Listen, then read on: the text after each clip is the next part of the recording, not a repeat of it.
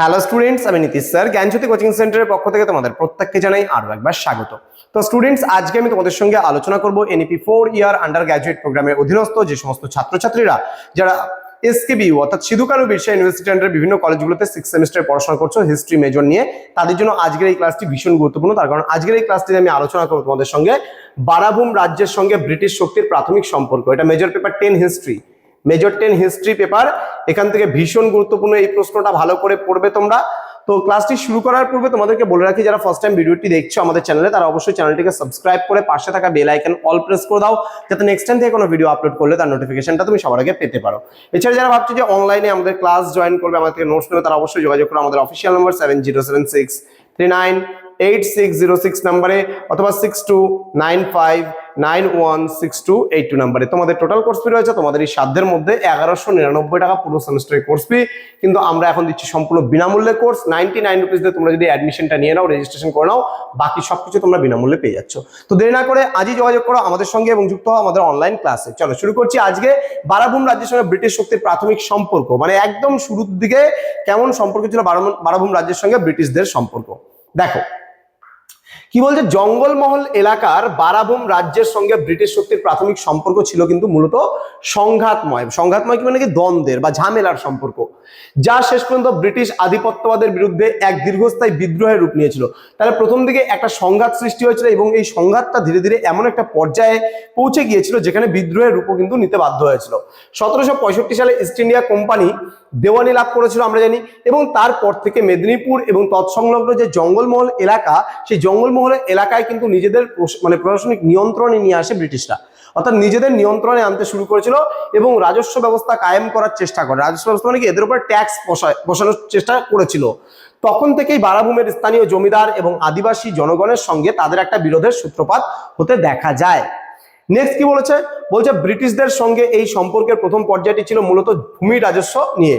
1767 সালে ফার্গুসন যখন জঙ্গলমহল এলাকায় অভিযান চালান, তখন কিন্তু বারাভূমের জমিদার ব্রিটিশদের বশ্যতা স্বীকার করতে কিন্তু অস্বীকার করেন। বারাভূমের ভৌগোলিক অবস্থানের কথা আমরা বলতে পারি, অর্থাৎ দুর্গম পাহাড় এবং ঘন জঙ্গলে ঘেরা পরিবেশ ছিল এই বারাভূম রাজ্য। আদিবাসী, চোয়ার ও ভূমিজ সম্প্রদায়ের মানুষকে ঘিরে ব্রিটিশ বাহিনীর বিরুদ্ধে এখানে প্রতিরোধ গড়ে তোলা হয়েছিল এবং সেটা সাহায্য করেছিল। ব্রিটিশদের কাছে বারাভূম ছিল একটি অবাধ্য ও বিশৃঙ্খল অঞ্চল, যা তারা কেবল শক্তির জোরে কিন্তু দমন করতে চেয়েছিল। হ্যাঁ, ব্রিটিশরা চেয়েছিল শক্তির জোরে এই জায়গাটা দমন করতে। একটা বারাভূম রাজ্য নিজেদের এলাকায় ছিল, কিন্তু ব্রিটিশ সরকার যখন এইদের পাহাড়িকৃত এলাকার উপরেও ট্যাক্স বসানো শুরু করেছিল, তখন কিন্তু আর এই বারাভূম রাজ্যের বাসিন্দারা কিন্তু এবং স্থানীয় জমিদার যারা আছে তারা কিন্তু আর চুপচাপ থাকেনি, তারা কিন্তু ব্রিটিশ সরকারের এগেনস্টে কিন্তু একটা বিদ্রোহের রূপ কিন্তু নিয়েছিল। নেক্সট কি বলছে, সম্পর্কের অবনতির প্রধান কারণ ছিল ব্রিটিশদের প্রবর্তিত নতুন ভূমি রাজস্ব নীতি বা ভূমিনীতি এবং চিরস্থায়ী বন্দোবস্ত। বারাভূমের জমিদারদের ওপর কিন্তু একটা অত্যাধিক রাজস্ব চাপিয়ে দেওয়া হয়েছিল, অত্যাধিক রাজস্ব মানে অতিরিক্ত পরিমাণে ট্যাক্স চাপিয়ে দেওয়া হয়েছিল, যা পরিশোধ করতে না পারায় কিন্তু অনেক জমিদারের জমি কিন্তু নিলামে উঠত। এছাড়া আমরা ব্রিটিশরা স্থানীয় পাইকান জমি বা নিষ্কর জমি কেড়ে নিতে শুরু করলে বারাভূমের পাইক ও কৃষকদের মধ্যে কিন্তু তীব্র অসন্তোষের দেখা দেয়। হ্যাঁ, তো এই পরিস্থিতি থেকেই কিন্তু 1798 থেকে 99 সালে বিখ্যাত চুয়ার বিদ্রোহ শুরু হয়েছিল, যার অন্যতম কেন্দ্রবিন্দু ছিল কিন্তু এই বারাভূম। তাহলে চুয়ার যে ব্রিটিশদের এগেনস্টে যে চুয়াররা বিদ্রোহী হয়েছিল, তাহলে সেখানকার ওদের মূল যে সেন্টারটা ছিল সেটাই কিন্তু বারাভূম থেকে শুরু হয়েছিল।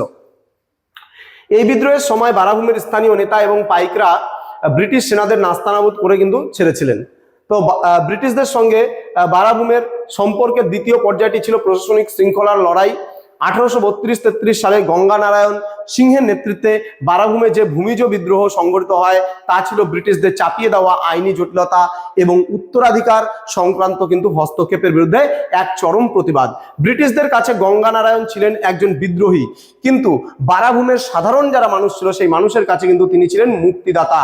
এই বিদ্রোহে দমনের পর কিন্তু ব্রিটিশরা বুঝতে পারে যে বারাভূমকে কিন্তু প্রথাগতভাবে কিন্তু শাসন করা সম্ভব নয়, যার ফলে তারা 1833 সালে জঙ্গলমহল জেলা ভেঙে কিন্তু দক্ষিণ পশ্চিম সীমান্ত এজেন্সি ব্যবস্থা কিন্তু গঠন করেছিলেন। এবং পরিশেষে আমরা একটা কথাই বলতে পারি, যেখানে বারাভূম রাজ্যের সঙ্গে ব্রিটিশদের প্রাথমিক সম্পর্ক কিন্তু কোনোভাবেই বন্ধুত্বপূর্ণ এবং সহযোগিতামূলক ছিল না। তারা আমরা কি দেখি এখানে সংঘর্ষের, দাঙ্গার, হাঙ্গামার এবং বিদ্রোহের সম্পর্ক কিন্তু তাদের সাথে ছিল। এটি ছিল একদিকে সাম্রাজ্যবাদী শক্তির কর আদায়ের চেষ্টা এবং অন্যদিকে স্থানীয় জনজাতির নিজেদের জমি, সংস্কৃতি এবং তাদের নিজস্ব যে অধিকার আছে সেই রক্ষার কিন্তু অধিকার রক্ষার লড়াই কিন্তু ছিল এটা। তো ব্রিটিশদের কঠোর নীতি এবং আদিবাসী সংস্কৃতির প্রতি অবজ্ঞা বারাভূমকে কিন্তু দীর্ঘকাল ব্রিটিশ বিরোধী আন্দোলনের এক জ্বলন্ত আগ্নেয়গিরি কিন্তু করে তুলেছিল।